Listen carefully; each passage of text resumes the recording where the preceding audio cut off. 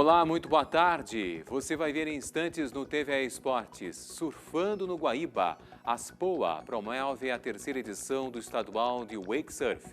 Um papo com o autor de Liga da Canela Preta, a história do negro no futebol. E mais os destaques da semana e a agenda esportiva. TVE Esportes está no ar.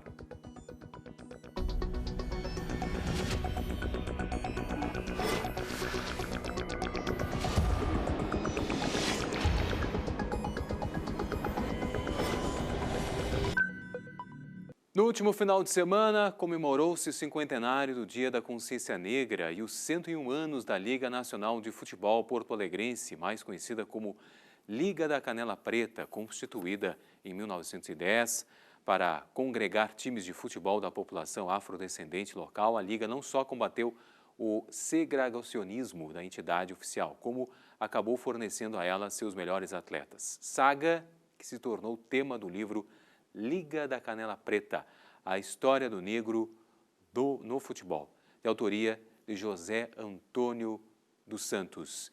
E é com ele que a gente vai conversar agora, vai contar um pouquinho dessa história. Boa tarde, José, muito obrigado pela gentileza aqui conosco no TVE Esportes. E esse livro, sem dúvida, resgata justamente essa experiência, que é muito interessante em relação à questão da organização esportiva, mas também a relação à sociedade, da sociedade ao racismo, né? Boa tarde. Boa tarde, é um prazer estar aqui com vocês. Sim, é uma história muito interessante, né? É uma história praticamente desconhecida, né? Da nossa história social do futebol, né? Não temos nenhuma pesquisa a que se detenha isso de uma forma um pouco mais aprofundada, né? E, claro, algumas pesquisas aí que apontam essa participação, mas não se detiveram, né? Então, de fato, nos deu condições aí de mostrar uma outra face aí da história do e principalmente, né, trazendo à tona, né, essa contribuição da população negra para a história do nosso futebol, né? Claro, uma das coisas que se dizia dessa dificuldade de se recuperar essa história era com relação a fontes de pesquisa, né? Para nós historiadores, os documentos que comprovam uma determinada atividade histórica é fundamental, né? Então se falava muito dessa dificuldade de se encontrar material de pesquisa, né? Mas na realidade se viu que não, né? A nossa pesquisa demonstra que a grande imprensa, né, os principais jornais ali do final do século XIX, mas principalmente do início do século XX, né? Eles trazem essa participação de uma forma bastante definitiva, né? Então, os jornais Correio do Povo, por exemplo, o jornal A Federação, que circulavam por todo o estado do Rio Grande do Sul, eles têm na sua coluna lá de esporte muitas referências sobre a participação da população negra no futebol, né? Mas também o que nós chamamos de imprensa negra gaúcha, né? Que são jornais escritos e dirigidos, né, para a população negra aqui no estado, jornais produzidos a partir ali do final do século XIX, o jornal O Exemplo, um jornal aqui de Porto Alegre que é de 1892, é um desses jornais, mas tivemos uma série de outros jornais dessa imprensa negra divulgados no interior do estado, e são a partir desses jornais, né, que nós conseguimos trabalhar um pouco com essa história do negro no futebol, principalmente aqui de Porto Alegre, né, mas também se abrindo para essa perspectiva aí de entender essa participação por todo o futebol do nosso estado. José, eu vou te pedir que tu mostre o livro para a gente aqui na tela e aproveito para te perguntar como é que estava estruturado, quanto tempo, quando foi criada, né? Tu falaste ali na questão de algum tempo, né? Quanto tempo durou justamente essa liga? Funcionou em Porto Alegre, no interior? Quantos atletas? Como é que estava estruturado? Na realidade, o futebol para os porto-alegrenses, né, ele foi apresentado no dia 7 de setembro de 1903, né? Mas no dia 6 de setembro de 1903, né, quando o Esporte Clube Rio Grande que vem exatamente da cidade de Rio Grande, chega em Porto Alegre, de navios aqui pelo Rio Guaíba e tudo mais, né? Ele é recepcionado pelas principais autoridades e tem um grande evento na passagem ali da noite do dia 6 para o dia 7, né? No Teatro São Pedro, de recepção a essa comissão que vai apresentar o futebol aos porto-alegrenses, né? E já temos ali a participação de um negro, né? Que é o Aurélio Viríssimo de Bittencourt, que é um negro retinto, enfim, de Jaguarão, que se insere na estrutura administrativa do Estado por concurso, né? E chega a secretário particular do Júlio de Castilhos e depois do Borges de Medeiros, e como representação do Júlio de Castilhos, ele está lá, né? Nessa passagem ali do dia 6 para o dia 7 no Teatro São Pedro, e ele pede, né, uma salva de palmas, um urra, como se dizia, pela passagem ali da independência do Brasil. Isso está registrado aí nos jornais da cidade, né? Então eu digo que a participação do negro no futebol da capital, pelo menos, ela já se dá no seu início, ou seja, nessa recepção a essa comissão que vem apresentar o futebol aos porto-alegrenses, né? E logo depois, né, como a gente sabe, neste mesmo ano de 1903, também já são criados os primeiros clubes de futebol aqui na cidade, né? E o Grêmio é um desses, né? O Grêmio Futebol Clube. Mas também, logo depois, e aí também tem alguns outros clubes, raríssimos ainda, muito poucos, 3 ou 4 no máximo, né? Também clubes aí ligados à comunidade alemã aqui da cidade. Mas em 1907 nós já temos a criação do Esporte Clube Rio Grandense, que é um clube de negros aqui em Porto Alegre, que é um clube exatamente dos primórdios do futebol aqui na nossa cidade, né? E a partir desse período aí, principalmente a partir da década de 10, são criados vários clubes, né? Aqui em Porto Alegre, ainda no início da década de 10, o Esporte Clube Operário, né? Que é um clube também de maioria de operários negros, né? Mas por todo o estado acabam sendo criados clubes, né? Que vão congregar esses jogadores negros, né? E também logo depois a criação das ligas, essas associações esportivas, né? Que vão congregar os clubes de negros, né? Que são espaços de representação social, que são espaços, né? De discussões políticas, né? Os campos de futebol, né? Eles trazem esse componente, né? De representação dessa população que se encontra numa situação de certa marginalidade nessa sociedade nascente, né? De industrialização e de urbanização nascente, mas a população negra já começa a se organizar nesse sentido. José Antônio dos Santos, muito obrigado, uma boa tarde, abraço. Boa tarde. Do gramado para as canchas, a quadra da Associação Médica do Rio Grande do Sul, a ANRIGS, recebeu mais do que uma simples competição neste final de semana. Um exemplo de solidariedade mostrou a importância do esporte na vida de crianças e adolescentes. Sábado e domingo foram realizadas as finais do circuito Gol a Gol Poker 2021. Ao longo do ano, aconteceram seletivas em 6 escolas e instituições de Porto Alegre. Mais gols de outros esportes, acompanhe nos destaques da semana.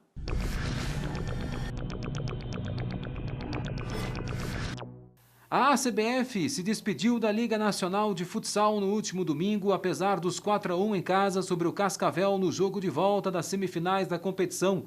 Derrotada por 4-2 na primeira partida do Paraná, o time da Serra precisava de qualquer vitória para decidir na prorrogação uma vaga nas finais. Com a derrota por 1-0, a Associação Carlos Barbosa ficou fora da disputa, que envolverá Cascavel e Magnus de São Paulo. A Laranja Mecânica vira a chave agora para as quartas de final do Campeonato Gaúcho de Futsal. Com transmissão da TVE direto de Carlos Barbosa, a CBF e Uruguaianense decidem logo mais às 6 da tarde uma vaga às semifinais da competição. Um empate classifica a equipe serrana, que aplicou 3-0 no jogo de ida terça-feira passada na fronteira oeste. Na mesma noite, em Erechim, o Atlântico garantiu presença na próxima etapa com nova goleada sobre a AMF, 5-0. No confronto anterior, em Marau, 6-0 para o time visitante.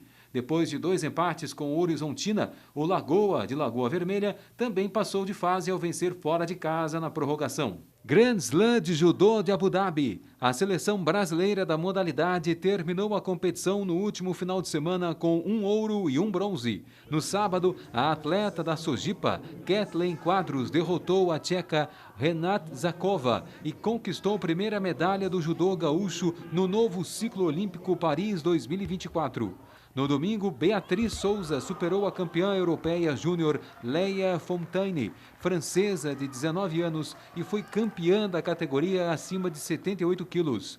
Número 8 do ranking mundial até 63 quilos, Kathleen ficou em terceiro lugar com apenas uma derrota nas quartas de final para a australiana Katarina Hecker. Na repescagem, ela venceu a israelense Gili Sharir e a judoca tcheca campeã europeia júnior de 2020. Com o bronze, a sojipana faturou 500 pontos no ranking. A atleta do União, Eduarda Vaz Rosa, de 70 quilos, foi superada em sua estreia em Grand Slam, mas deixou os Emirados Árabes Unidos com seus primeiros 10 pontos no ranking mundial.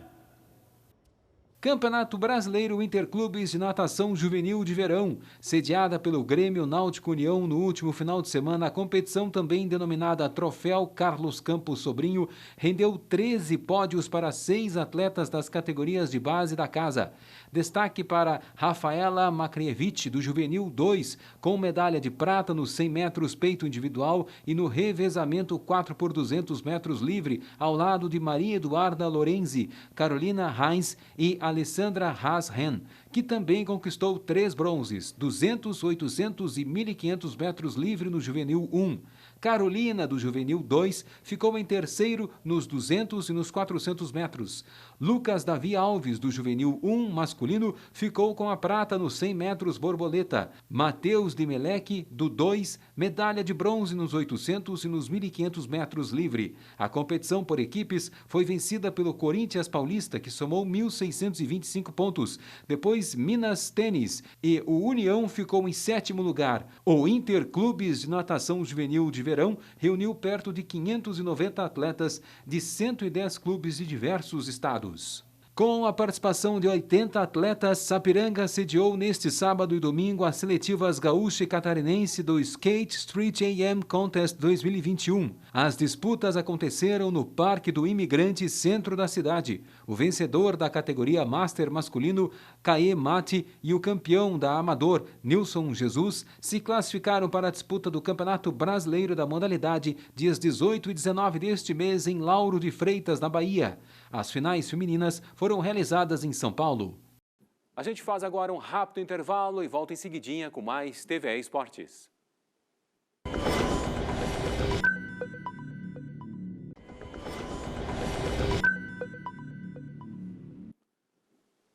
Estamos de volta com o TVE Esportes e agora a gente fala de basquetebol. Pelas eliminatórias do Mundial 2023 de basquete masculino, o Brasil venceu o Chile 2 vezes no último final de semana em Buenos Aires, Argentina.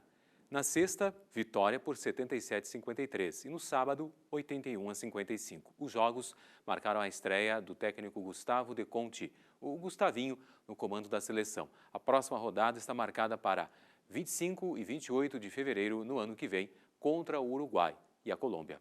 Com sedes Japão, Filipinas e Indonésia, o Mundial será disputado entre agosto e setembro de 2023. Anotou na agenda? Então, segue tomando nota que tem mais dicas de basquete e outros esportes neste final de semana.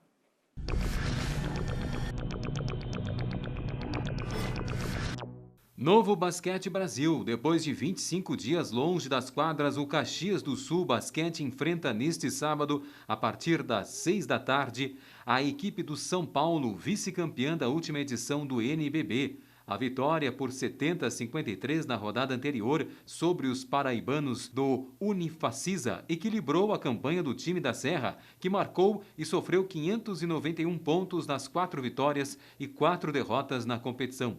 Na próxima semana, o Caxias tem 2 compromissos em São Paulo. Terça-feira, às 7h30, contra o Pinheiros e quinta, às 8 da noite, contra o Bauru. As 2 equipes paulistas são também as próximas adversárias do União Corinthians de Santa Cruz do Sul, que folga no fim de semana. Na terça, às 7h30, visita a representação de Bauru e na quinta, às 8 da noite, o Pinheiros. Na ponta de baixo da tabela, o único vem de derrota em casa para o São Paulo. Mundial de Handebol da Espanha. A seleção brasileira feminina volta às quadras daqui a pouco às 4h30 da tarde para enfrentar as japonesas pela segunda rodada da competição. Integrando o grupo G, o time Brasil estreou quinta-feira passada com derrota para a seleção da Croácia. Vitória sobre a seleção da Croácia, com um empate com a seleção da Croácia. Participação recorde na história dos mundiais, as 32 seleções estão divididas em 8 grupos de 4. As 3 primeiras colocadas de cada chave se classificam para a próxima etapa. As brasileiras encerram a primeira fase nesta segunda-feira, a partir das 2 da tarde, contra a seleção do Paraguai. Gaúcha de Novo Hamburgo, o paredão Babi Arendt, de 35 anos, é a esperança verde-amarela embaixo das traves.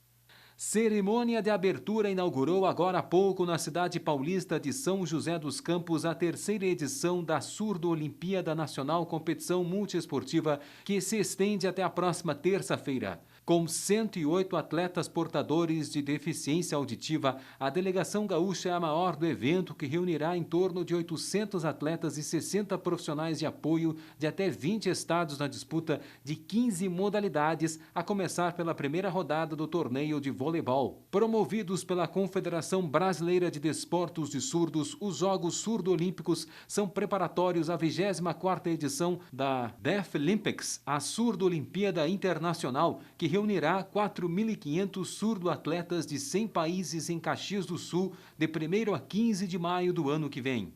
A Confederação Brasileira de Tênis de Mesa promove a partir deste sábado até o próximo final de semana em Joinville, em Santa Catarina, o Campeonato Brasileiro TMB Platinum.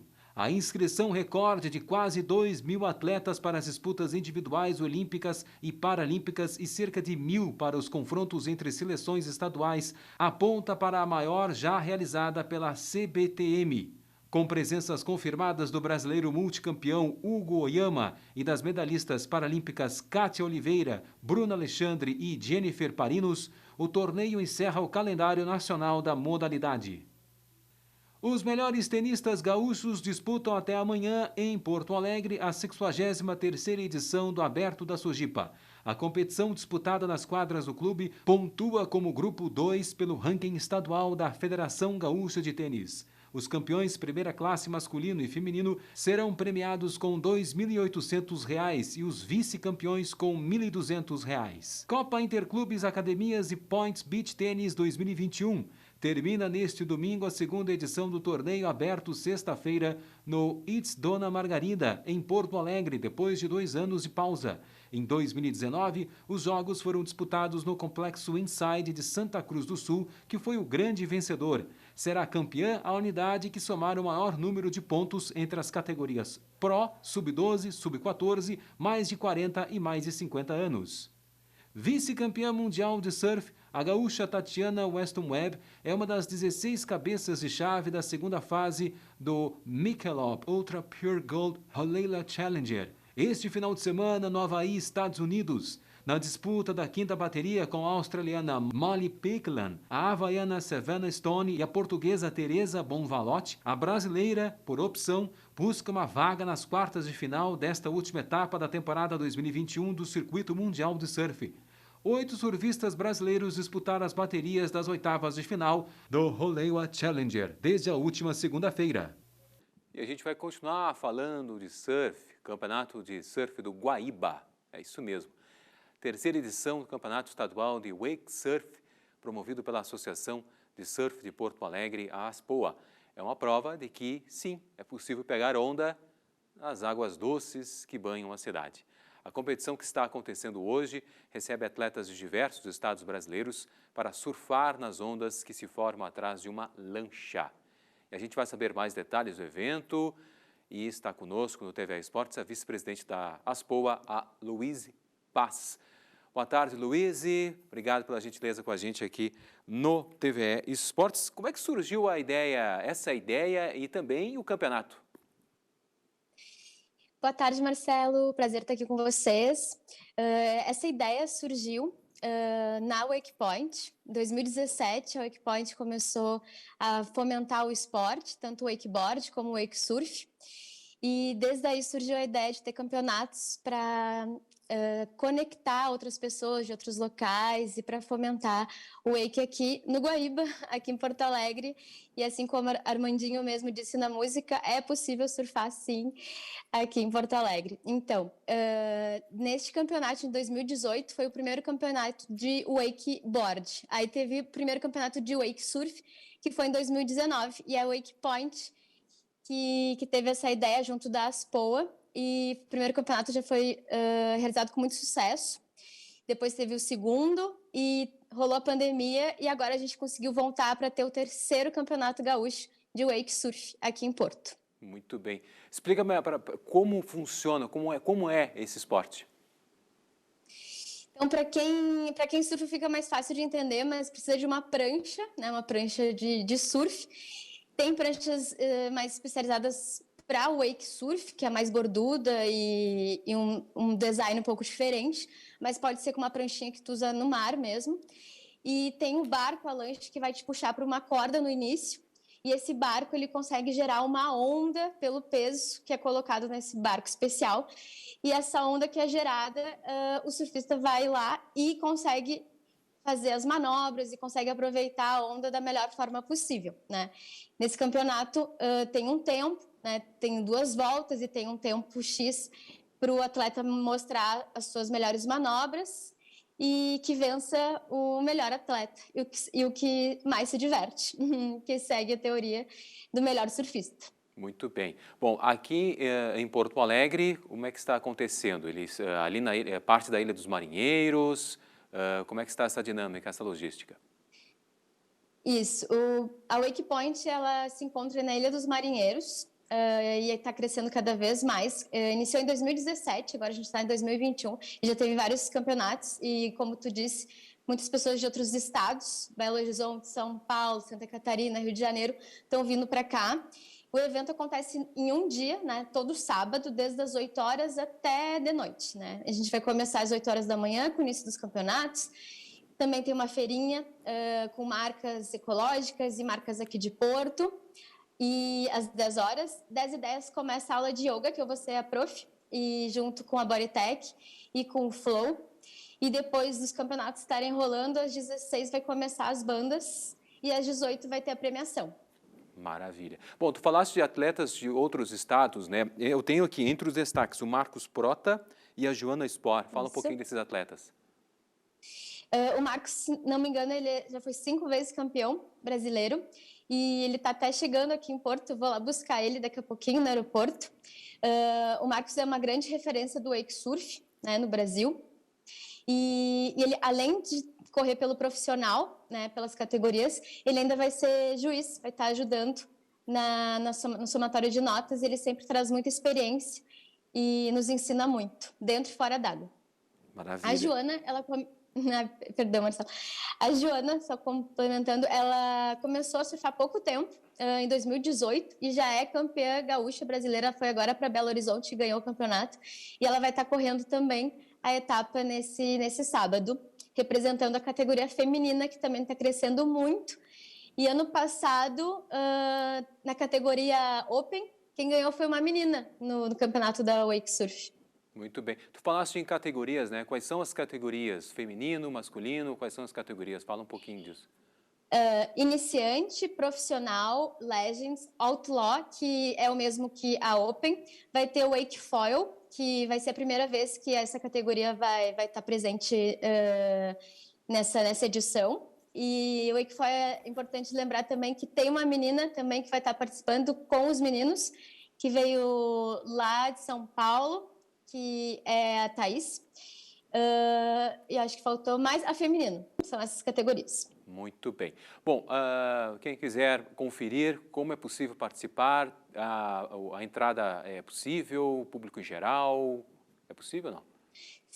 Sim, é possível. A gente está colocando nas redes sociais e convidando todo mundo para prestigiar esse campeonato, que além de ser campeonato de surf, é de natureza, consciência e de muito amor, né, de família, para a gente construir e fomentar esse esporte que vem crescendo aqui no estado. Para tu entrar, é só trazer 1 quilo de alimento. Então, até às 16 horas, tu doando 1 quilo de alimento, tu entra, para todos, certo? E para tu participar da inscrição do campeonato, tem a taxa de R$250, né?